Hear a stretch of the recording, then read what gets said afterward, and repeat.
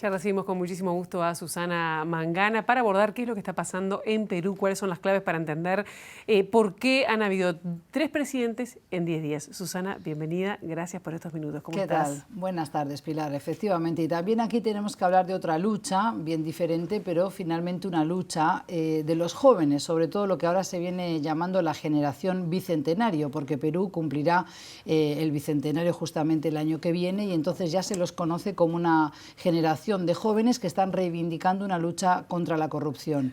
Para entender bien, a ver, porque esto sorprendió de alguna manera Sí. la virulencia de las movilizaciones y esta sucesiva, asunción de presidentes, Sí. ¿no? Que sucedió además en el mes de noviembre. Claro, en el mes de noviembre, además, en medio de una pandemia. O sea, ellos tienen la figura política que se llama de vacancia, es decir, vacaron a Vizcarra, a Martín Vizcarra, justamente. Él había asumido, toda vez que también fue acusado de corrupción y destituido por la misma figura, Pedro Pablo Kuczynski. Entonces, todos están asociados al caso de Odebrecht, que ha salpicado a muchísimas figuras políticas en América Latina, pero también y muy especialmente en Perú. Entonces, asume Vizcarra, es después destituido por incapacidad moral, lo vacan y entonces asume ahí Manuel Merino porque era el presidente del Congreso. Porque lo que vemos en Perú es que esa figura es bastante peculiar, bastante singular. No existe en muchos países de América Latina, pero tampoco son fuertes los partidos políticos, con lo cual no se da el juego democrático que se da, por ejemplo, en Uruguay o en Argentina.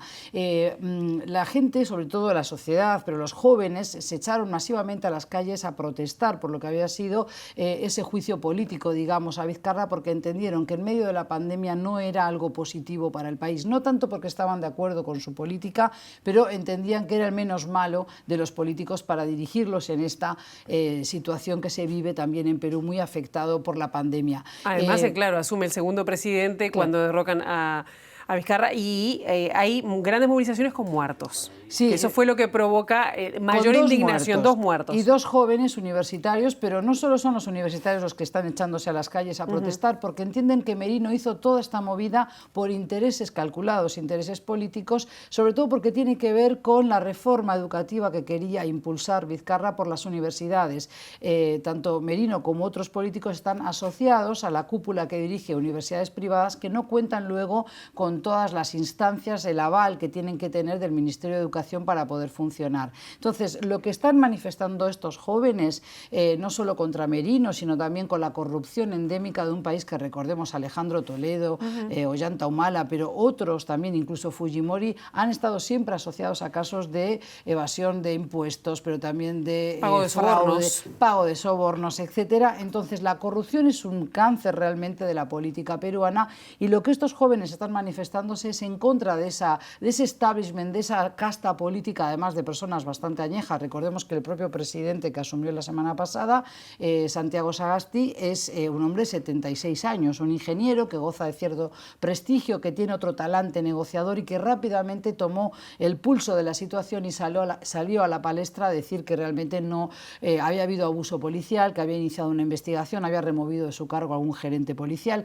pero de alguna manera quiso congratularse y congraciarse con los jóvenes, entendiendo que la muerte de esas personas jóvenes era motivo de dolor y de duelo nacional, podríamos decir. Entonces, de alguna manera amainó la tormenta, pero los jóvenes están muy activos en las redes, están utilizando, por ejemplo, Instagram, Facebook, son la generación del TikTok también, para de alguna manera acosar a estos políticos y exigirles ahora sí un cambio de constitución, un cambio, un viraje total y absoluto en la política, porque entienden que realmente se les ha estado tomando el pelo.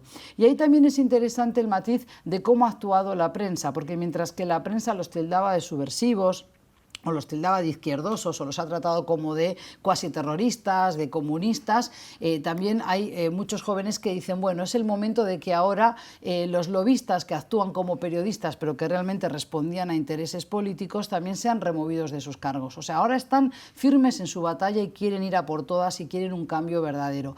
Hay otra prensa que los tilda también de estar siendo utilizados por líderes mundiales, como por ejemplo Soros, que entienden que quieren justamente justamente este tipo de revueltas en los países para luego imponer su deriva, imponer su propia ideología.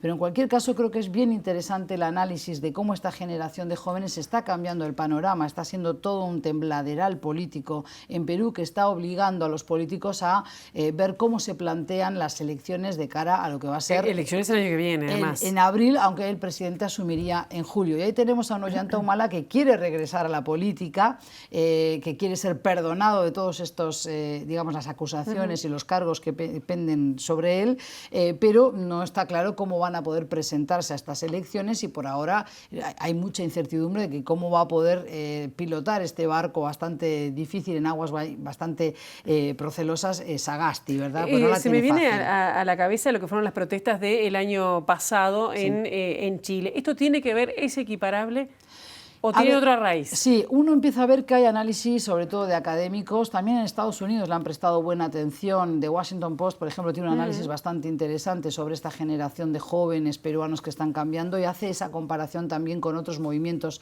y otras protestas sociales. En Chile, por supuesto que sí, también en el mundo árabe. Pero a ver, hay algo de común, sí, es el hartazgo de una clase media, sobre todo una clase que ve que hay demasiada corrupción en el país y que los políticos justamente no están gobernando para el pueblo, sino que están pensando en sus intereses y eso parece que ya no tiene andadura ni en América Latina ni en otras regiones del planeta. ¿Qué pasa? Luego las reivindicaciones son un poquito diferentes según los casos. Por ejemplo, veíamos que en Chile recientemente se votaba para un cambio de constitución. Es lo que están pidiendo los jóvenes en Perú, que todavía tienen un largo trecho por caminar. Sí hay similitudes con las protestas de Chile, pero en el caso de Perú lo que vemos es que se han concentrado sobre todo en los jóvenes. Son los jóvenes los que están utilizando esas redes sociales para evitar justamente las maniobras de terceros, puede ser la prensa, que ellos denuncian y mucho, porque dicen que está siempre vinculada a los órganos de poder, pero también a los holding, a los intereses de los políticos, porque allí hay conjunción de intereses y no parece que esto haya molestado tradicionalmente en la política de Perú, pero también hay algunas diferencias importantes. Bien, Susana, muchísimas gracias y nos estamos reencontrando en una semana. Cómo no, nos encontramos. Gracias.